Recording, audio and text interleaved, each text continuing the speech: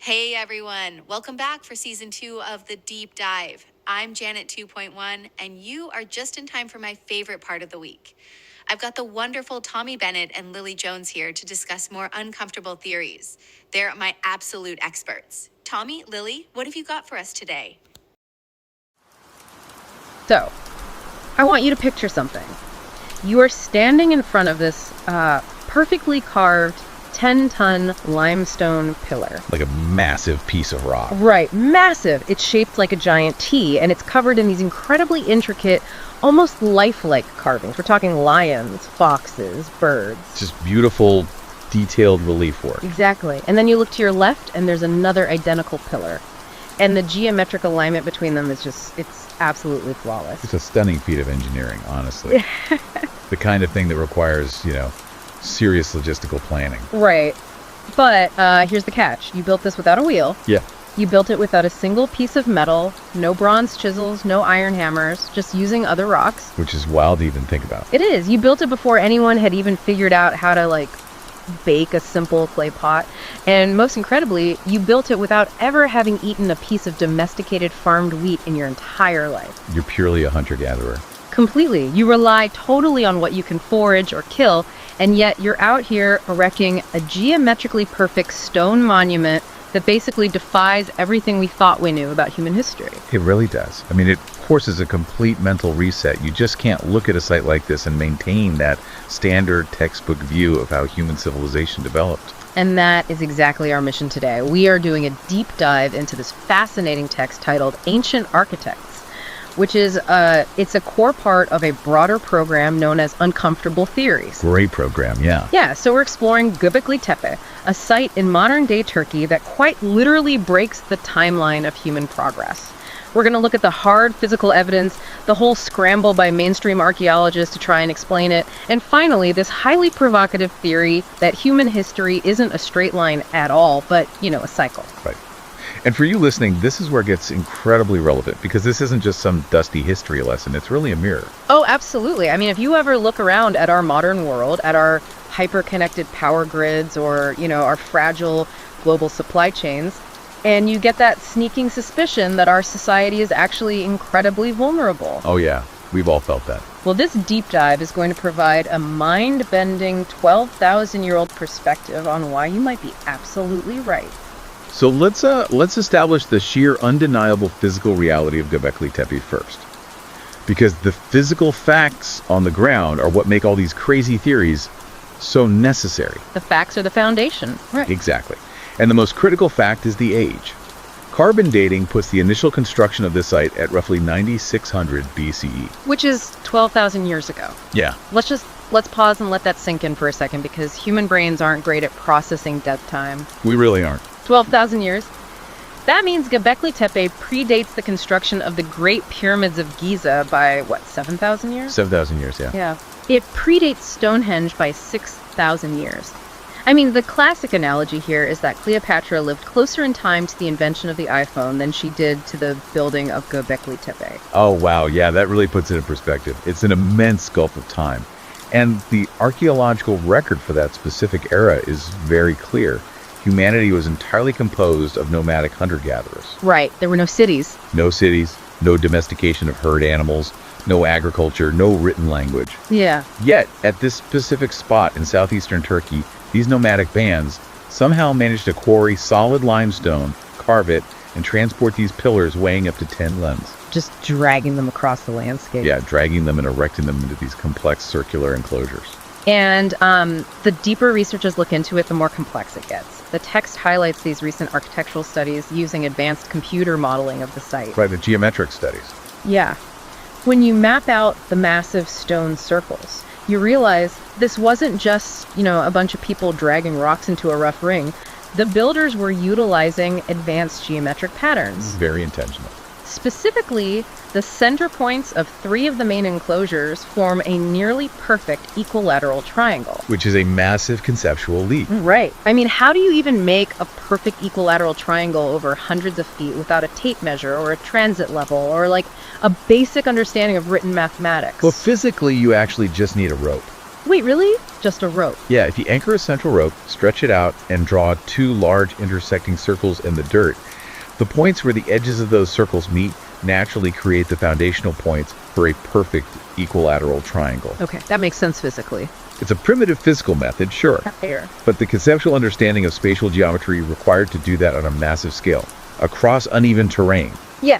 and then to precisely align 10-ton megaliths to those points, that is staggering. It requires intense pre-planning. Which brings up the absolute logistical nightmare of this whole operation. Oh, the food problem. Yes. You have hundreds, maybe thousands of people required to quarry this limestone with just flint tools, haul it, erect it. How do you coordinate and, more importantly, feed that kind of immense labor force without a farm? You can't. Right. You can't just send half your workforce out to hunt wild gazelles and pick berries every afternoon and expect to build a structurally perfect, multi-generational stone complex. The caloric math simply doesn't work out. A hunting party brings back inconsistent calories.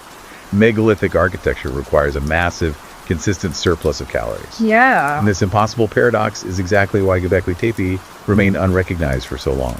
The discovery story in the text is actually a perfect example of scientific bias. So the site was first noticed during a joint survey in 1963. Right? But the surveyors looked at these broken tops of limestone slabs sticking out of the hill, and they just completely dismissed it as a Byzantine cemetery. Yeah, they saw squared off limestone and their brains immediately categorized it as medieval grave markers. Just skipped right over it. Because in 1963, the prevailing wisdom was absolute. Hunter-gatherers do not build megalithic stone complexes, period. So therefore, it had to be for the Byzantine era, thousands of years later. They didn't even bother to dig. They just said, oh, medieval graves, let's move along. Exactly. And it wasn't until 1994 that a German archaeologist named Klaus Schmidt actually walked the site. And he looked at the massive concentration of flint flakes on the ground. The tool debris, right? Yeah, the debris left over from carving stone tools. And he looked at the sheer scale of the buried structures, Yeah. and he realized this was something entirely unprecedented. Schmidt recognized that it wasn't a medieval cemetery. It was a massive ceremonial temple complex, perhaps the very first one ever built by humanity. Wow. And he theorized that hunter-gatherers from all over the region acted as pilgrims, traveling from up to 90 miles away to worship and to help build this complex. Okay, but that still leaves us with the food problem, right? Because if you have thousands of religious pilgrims and stone carvers showing up, they are going to strip the local landscape of wild game and edible plants in, like, a matter of weeks. Exactly. Yeah. And that logistical nightmare is what led to Schmidt's most brilliant deduction. He looked at those starving builders and realized they had to invent a solution. They needed food. They needed a reliable, massive source of calories that didn't run away. So his theory is that the sheer desperation to feed the workforce at Göbekli Tepe is what actually drove humanity to invent agriculture. That is just wild, and the evidence backs this up in the source, right? It does. The text notes that the world's absolute oldest domesticated strains of einkorn wheat were discovered just 20 miles away from Göbekli Tepe. Right there in the same neighborhood. And that wheat dates to around 10,500 BCE, which is roughly 500 years after the temple's initial construction began. Exactly. They experimented with wild grasses nearby until they engineered a reliable crop. Now, we really need to emphasize how completely this flips our understanding of human development. Oh, totally. Think about the concept of the Neolithic Revolution that we all learned in school. The old textbook model was strictly linear. First, people figured out how to farm. Farming provided a stable food supply. Right. A stable food supply meant people didn't have to hunt all day, which gave them free time. And they used that free time to invent complex religion, build temples, and eventually form cities. Right, it's the classic farming gave us weekends and weekends gave us religion theory. Precisely. But Göbekli Tepe suggests the exact inverse. It suggests that a profound spiritual or ceremonial drive came first. Religion was the catalyst. Yes. That religious drive demanded unprecedented human cooperation to build a monument, and the resulting calorie deficit forced them to figure out farming. Religion didn't follow agriculture. Religion created agriculture. Okay, that is a brilliant, elegant solution for the wheat. It makes total sense. But I have to push back here. Go for it. Because while that mainstream theory perfectly explains the sudden appearance of farming, it completely ignores the geometry. It doesn't account for the pre-existing knowledge base, no. Yes. You can invent farming out of pure starving desperation. You just plant the seeds of the fattest wild grasses and you wait. But you do not invent advanced spatial geometry out of desperation. You definitely don't. You don't just wake up one morning, having never built a wall in your life, and decide to lay out perfect equilateral triangles to connect multi-ton megaliths. The mainstream temple theory explains the calories, but it kind of glosses over the sudden, unexplained explosion of architectural genius. It is a glaring blind spot, I agree. And if we look closer at the archaeological evidence, we find an even stranger behavioral quirk of these builders. One that says Göbekli Tepe wasn't the heroic, optimistic beginning of human civilization, but rather the desperate end of something else entirely. Wait, if they're inventing agriculture and building these incredible monuments, why don't we see the immediate evolution of this architecture? Like, where is the Göbekli Tepe 2.0 with bigger stones and better math? That is the crucial question. Because there isn't one. The builders didn't keep expanding their architectural ambitions. Instead, according to the excavations, they would construct these perfect, massive stone circles, use them for a period, and then deliberately bury them. Deliberately bury them under thousands of tons of dirt and refuse. They would completely entomb the structure. Then they would build a slightly smaller, less impressive circle on top of it or nearby, and eventually they'd bury that one too. They intentionally buried it. I mean, you don't take your absolute greatest technological achievement, the thing you literally just invented agriculture to support, and purposefully bury it under a mountain of dirt unless you were trying to hide it. Right. Or unless you know a long winter is coming and you are desperately trying to preserve it.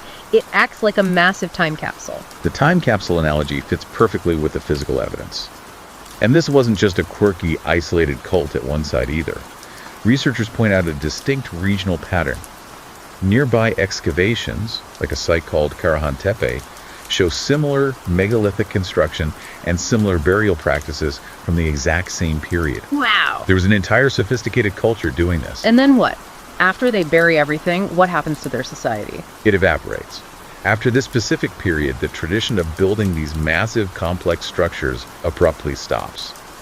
And we see a bizarre architectural regression in the archaeological record. It goes backward. It goes backward. For the next several thousand years, human architecture gets simpler, smaller, and vastly less complex. That makes zero sense if human history is a steady, linear march toward progress. I mean, you don't invent a structurally perfect skyscraper, bury it, and then go back to building mud huts for 5,000 years. You wouldn't. Something catastrophic must have stopped them in their tracks. Which brings us to the climate context of the era. And it is a brutal one. The construction and subsequent burial of Göbekli Tepe coincides roughly with the end of a geological epoch known as the Younger Dryas. Right. And we aren't just guessing about the weather back then. The text mentions we know this from drilling deep ice core samples in Greenland. Yeah, the ice cores. They trap ancient air and act like this climate tape recorder. Exactly. And those ice cores show that around 10,800 BCE, global temperatures plummeted drastically. The world was slowly warming out of the last major ice age, and then suddenly, within the span of a single human lifetime, ocean currents stalled and the planet plunged back into deep glacial freezing conditions. Just overnight, geologically speaking. Right. And this brutal deep freeze lasted for roughly 1,200 years. A sudden 1,200-year winter, I mean, that would absolutely decimate ecosystems. Forests would die off, the massive herds of animals that hunter-gatherers relied on would migrate or starve. It would be apocalyptic. Human populations would be pushed to the absolute brink of extinction. It was a global cataclysm. Now, the authors of Uncomfortable Theories bring up a highly controversial piece of evidence found at the site. It's a specific carved pillar known as the Vulture Stone. Oh, yeah, the comet thing. Yeah. Researchers Martin Sweatman and Dimitrios Tsikritsis analyzed the complex animal carvings on this stone and proposed that it's actually an astronomical map. They argue it records a massive comet swarm impacting the Earth, an impact they believe violently triggered the Younger Dryas climate catastrophe. Now, we should note, mainstream archaeologists fiercely push back against this. They argue it is a massive logical leap to read complex astrophysics and comet strikes into ancient carvings of scorpions and birds. Oh, completely. It's heavily debated. And we're just laying out the arguments here. We're not declaring a winner in ancient astrophysical debates. But whether it was a devastating comet strike or just a brutal natural shift in ocean currents, the sheer timing of that 1,200-year deep freeze perfectly aligns with the desperate building and burying of the site. It does. And the undeniable reality of that climate catastrophe is what sets the stage for the core thesis of our material, the uncomfortable cycle theory. Right. It asks us to fundamentally reconsider that comforting, linear view of human progress. What if the idea that we slowly, steadily march from caves to farms to modern cities is just a myth? This is the idea that human beings have developed advanced technology, complex architecture, and vast societal organization multiple times in our deep past. Yeah. Only to lose it all in catastrophic reset events like the Younger Dryas. The geological record is full of rapid climate shifts, massive glacial flooding, and cataclysms over the last 20,000 years. The cycle theory proposes that each time one of these global resets happens, populations are decimated. The complex infrastructures of civilizations are destroyed. Right. And crucially, institutional knowledge is lost. So if we apply this to the mystery of Göbekli Tepe, the theory suggests that this site wasn't built by primitive people figuring things out for the very first time. It was built by the survivors of a collapsed, highly advanced civilization. People who had just watched their world end, trying desperately to hold on to the fragments of their lost knowledge. Think about the device you're listening to right now. Think about a smartphone.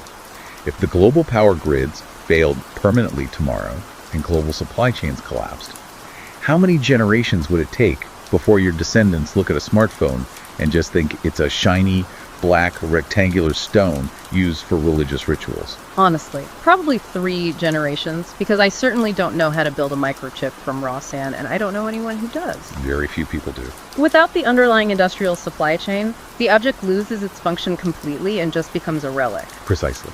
The survivors of a modern collapse wouldn't have the industrial base to forge steel girders or build power plants, but they would still remember how the world used to work. They would still understand the abstract concepts of physics, geometry, and engineering. Okay, let me play devil's advocate here, because this is the first question anyone asks when they hear about ancient advanced civilizations. Yeah. If these people were part of some globally advanced pre-Ice Age society, why are they building out of limestone? Where is the advanced material? Where is the ancient steel or, the remnants of an ancient power grid? It is a totally valid question. But look at the mechanics of a supply chain collapse.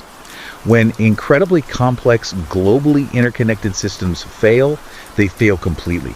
Yeah. You cannot forge steel without a massive network of iron mining, coal extraction, global shipping, and high-heat refineries. When that network vanishes overnight due to a climate cataclysm, the survivors are left with absolutely nothing but their own memories. Right. Over just a few generations, you completely lose the physical ability to create advanced materials. You are forced to use what is locally available in the dirt. In this case, limestone and primitive flintstone tools. Exactly. But, and this is the key, you use those primitive local available tools to execute the advanced concepts that you still remember. Concepts like perfect geometric alignment and massive structural load balancing. So the story becomes this. A cataclysm hits. The world freezes. The survivors, possessing this advanced geometric knowledge, realize their complex society is completely fractured. Yeah. The climate is too harsh. They simply cannot maintain their civilization or rebuild their supply chains. So to ensure their knowledge doesn't die with them, they build a monument. They carve their knowledge into the most durable material they have, solid rock. Amen. And then, knowing they can't maintain it, they deliberately bury it under thousands of tons of dirt to protect it from the glaciers and the weather. They seal it up perfectly to pass it on to a future age. And then, their society slowly fades away, forced to rebuild from absolute scratch as simple nomadic hunter-gatherers. They traded their civilization for survival. And that brings us directly to the chilling warning embedded in this theory, a warning that was explicitly meant for us sitting here today. This is where the 12,000-year-old mystery lands squarely in our modern labs. It's the ultimate so what of our source material. Because if this cycle theory is true, we aren't the first advanced civilization to reach the peak of the mountain. We're just the latest iteration. The authors point out a terrifying timeline constraint regarding our own era. Humanity has developed technology faster in the past 200 years than in the previous 10,000 combined. Yeah, it's exponential. Our technological trajectory isn't a steady curve. It is a nearly vertical, unstable spike. And think about our extreme fragility. We live in massive, dense cities that completely depend on fragile, interconnected global systems.